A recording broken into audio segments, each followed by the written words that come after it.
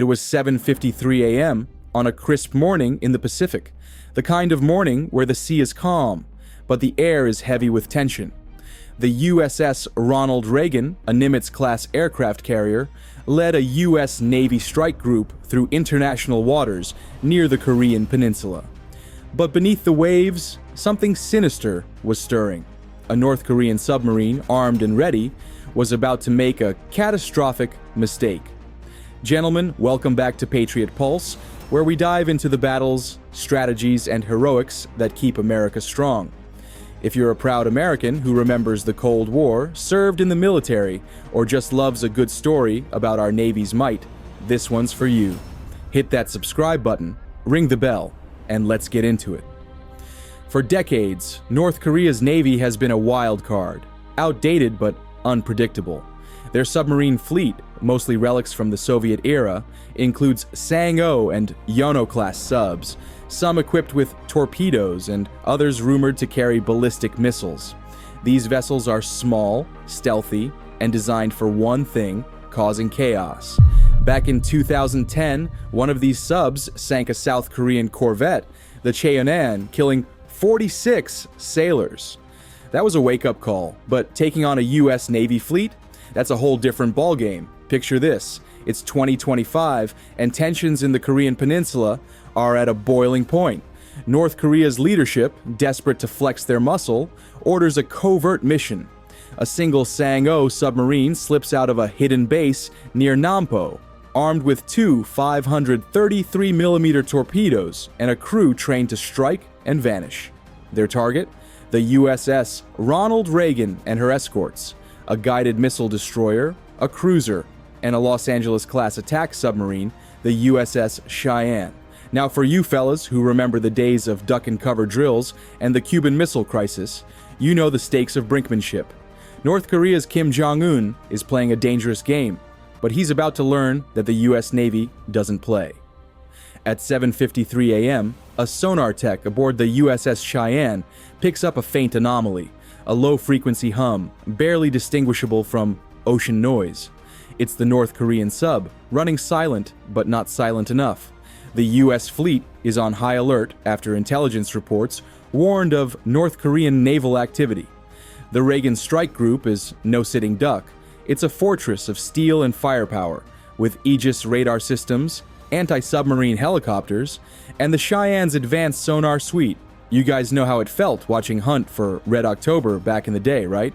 That tense cat-and-mouse game under the waves. This is that, but real, and the stakes are higher than ever. At 8:02 a.m., the North Korean sub makes its move. A single torpedo fires, streaking toward the Reagan. The crew aboard the sub knows this is a one-shot deal. Hit the carrier, claim a propaganda victory, and maybe spark chaos, but they've underestimated their opponent.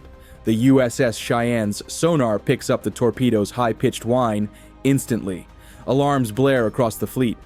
The Reagan's captain orders evasive maneuvers, and the destroyer USS Decatur deploys acoustic countermeasures, decoys that mimic the carrier's signature to confuse the torpedo. Meanwhile, an SH-60 Seahawk helicopter takes off, dropping sonobuoys to pinpoint the enemy sub's location. For you veterans out there, you know the U.S. Navy doesn't back down. From the Coral Sea to the Persian Gulf, our sailors have faced threats and come out on top.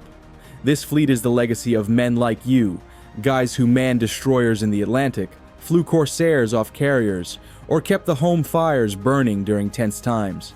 The Navy's strength isn't just in its ships, it's in the grit and know-how of its people. By 8:10 a.m., the tables have turned. The Cheyenne locks onto the North Korean sub, now frantically diving to escape. The U.S. sub's Mark 48 torpedo is a beast, wire-guided with a 650-pound warhead that can sink anything in its path. The Cheyenne's crew, trained to a razor's edge, fires a single torpedo.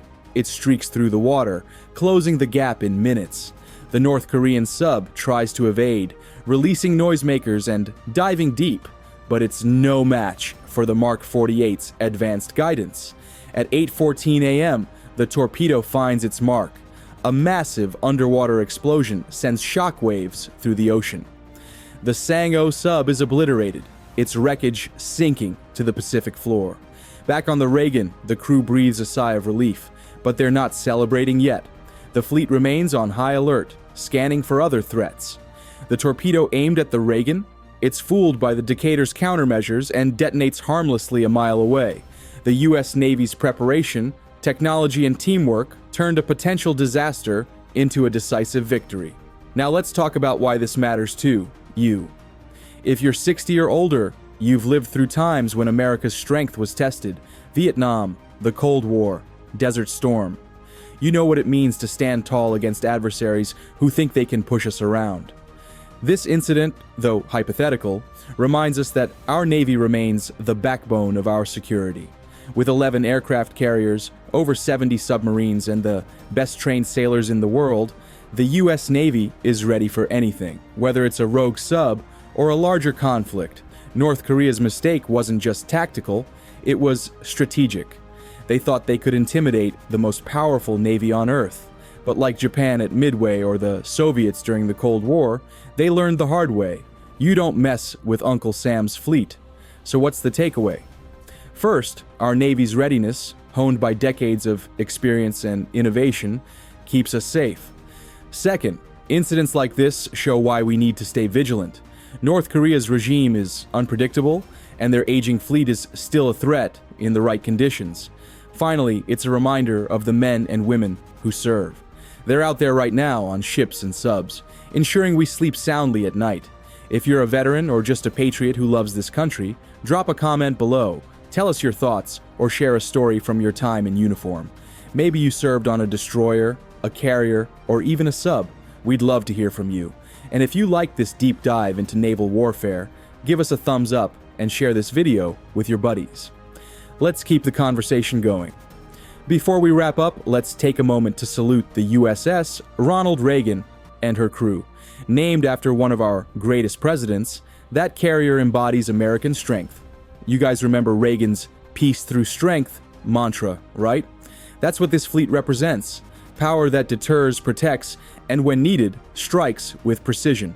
Thanks for watching Patriot Pulse. If you want more stories like this, tales of courage, strategy, and American might, subscribe and hit that bell so you don't miss a single video. We've got more coming, from historical battles to modern military tech. Until next time, stay proud, stay strong, and God bless America. Let's rewind and dig deeper into why this clash matters. You guys grew up in an era when the world was a chessboard. Superpowers moving pieces, testing each other's resolve. The Korean War, which many of your dads or even you fought in, never really ended. The DMZ, the 38th parallel, it's still a flashpoint. North Korea's regime thrives on provocation, and their submarine fleet, though old, is a tool for asymmetric warfare. They can't match our carriers or destroyers, so they rely on stealth and surprise. The Sang-O sub in this scenario is a perfect example. At 34 meters long, it's small enough to hide in coastal waters, but deadly with its torpedoes. Think of it like a rattlesnake, small, but one bite can ruin your day. The North Koreans know they can't win a straight fight, so they aim to disrupt, to scare, to make headlines back home. But they didn't count on the USS Cheyenne. Let's talk about that sub for a minute. The Los Angeles-class attack submarine is a marvel of American engineering. Commissioned in 1996, the Cheyenne is 360 feet of stealth and power, with a crew of about 130 sailors who live for moments like this. Its Mark 48 torpedoes can hit targets over 20 miles away, and its sonar can hear a fish sneeze. For you guys who remember the Navy's role in keeping the Soviets in check, the Cheyenne is the modern equivalent of those Cold War subs that shadowed Soviet fleets. Now picture the scene inside the Cheyenne's control room. The sonar operator, probably a kid in his 20s, is glued to his screen, filtering out ocean noise to catch that faint hum. The captain, a seasoned officer with years at sea, weighs his options. Fire too soon and you tip your hand. Wait too long and you risk the Reagan.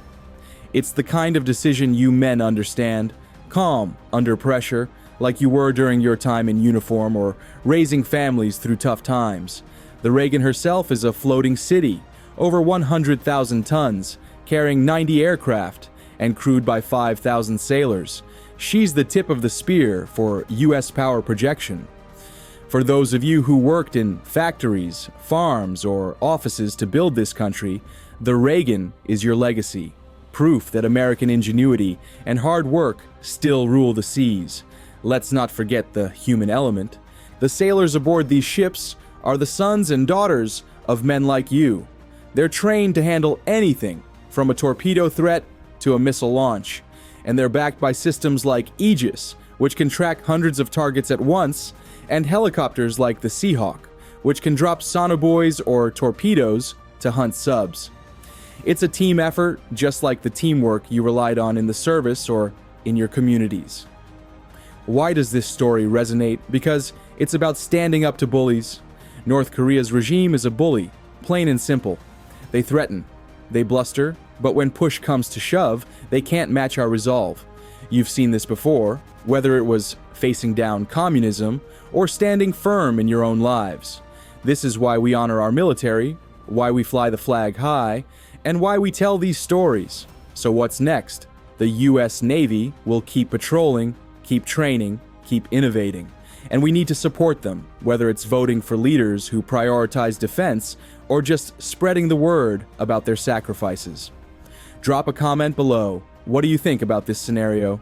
Ever been out on the water or served on a ship? Maybe you've got a story from the Korean War or Vietnam that ties into this. Let's hear it.